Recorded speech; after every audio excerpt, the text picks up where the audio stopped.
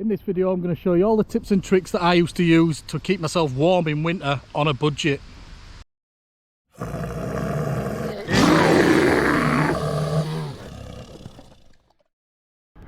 First off, let's look at some clothing. I've got some army softies. These are the pants and this is the jacket. Now the jacket is Vanguard Force 12. This is an extra large for my fat belly and it's really warm. These are the pants as well. This is actually the pack that the jacket came in, but look, you can squash these pants down quite a bit. Let's get them out. There we go. These are pockets in the front on either side, button fastening, and then there's nothing else in there, so it's easy to get your fella out and have a wee. And they've got zips that go about halfway up, so they're easy to get on and off. They are reversible as well. I'll just show you what they look like on. Right, fashion parade now, isn't it? Eh? But these are really warm. And now, coupled with my jacket,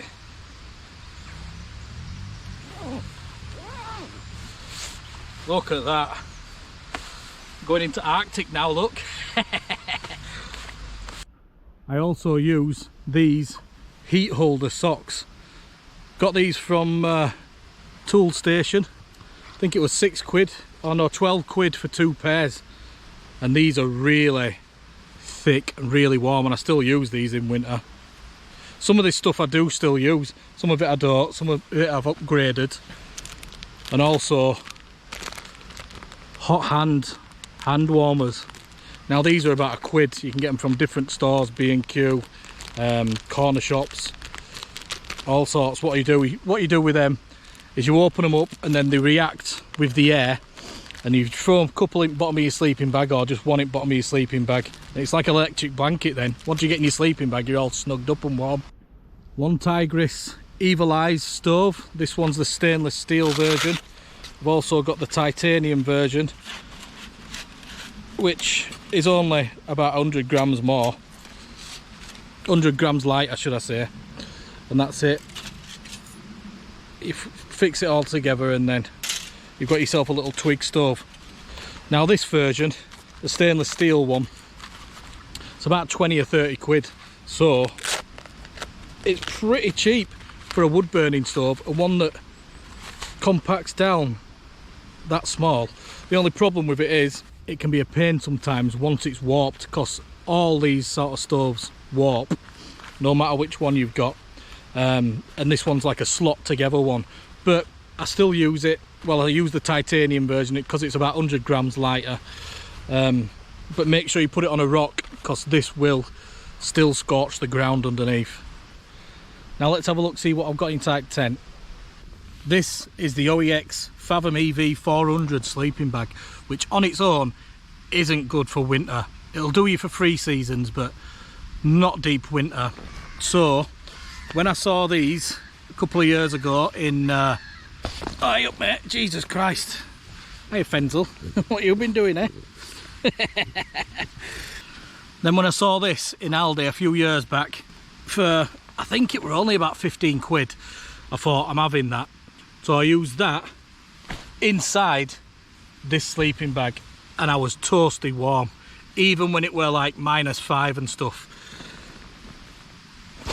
I did buy one of these liners to go inside, the Furnace 8 Plus, supposed to give you an extra 8 degrees C warmth, but I can't see, you know, how that is. I mean, you can see through it, and it never really did up for me, so I sacked that off.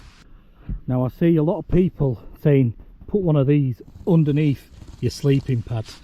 This sleeping pad, just so you know, has 0 insulation in it, and the way that I set this up, I was able to sleep in this in deep winter in -5. This is how I used to set mine up. Like I say, this sleep mat has zero insulation in it. So we have one of them foil mats underneath, and then this one, this concertina one, the eggshell box type one, wants to go on top.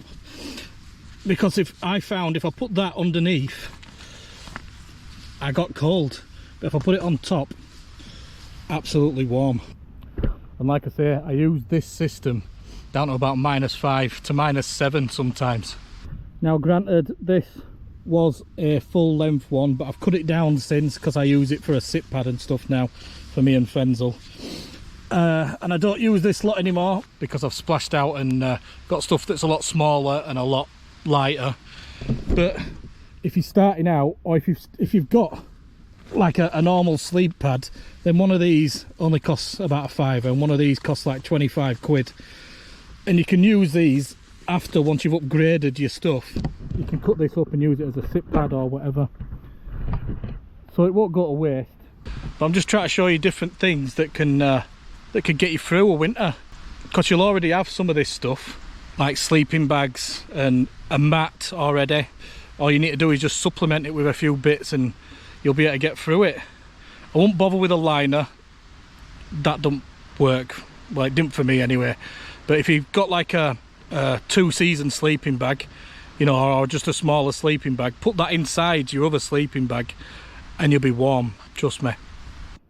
Right, I'm going to swap the inner on this tent now because this is the 3-season version, and I brought it out so I can change it to the 4-season version. If you've got a 4-season inner for your tent, then they do make a lot of difference.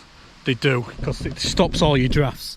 Like all this mesh and stuff, if you get some wind coming through here, it just blows straight through your tent. But if you've got a 4-season skin on for the inner, then you should be fine. But if you want to see some modifications on this tent, then check out the rest of my channel. I've got loads of videos on my channel. I've seen a lot of videos floating about on YouTube at the moment on really cheap wild camping setups. Now, these cheap setups are alright if you're not camping in winter. If you're camping in summer and you're not going up onto the hills, you know, please don't go up onto moors in a £15 B&M tent. Do you know what I mean? It's just not worth it. I hope this has helped some of you guys out. If it has, then give us a thumbs up. Let me know in comments what you use in winter. You know, if you've got any like cheap tricks and hacks and stuff like that, because you might be able to help other people out. Anyway, thanks for watching.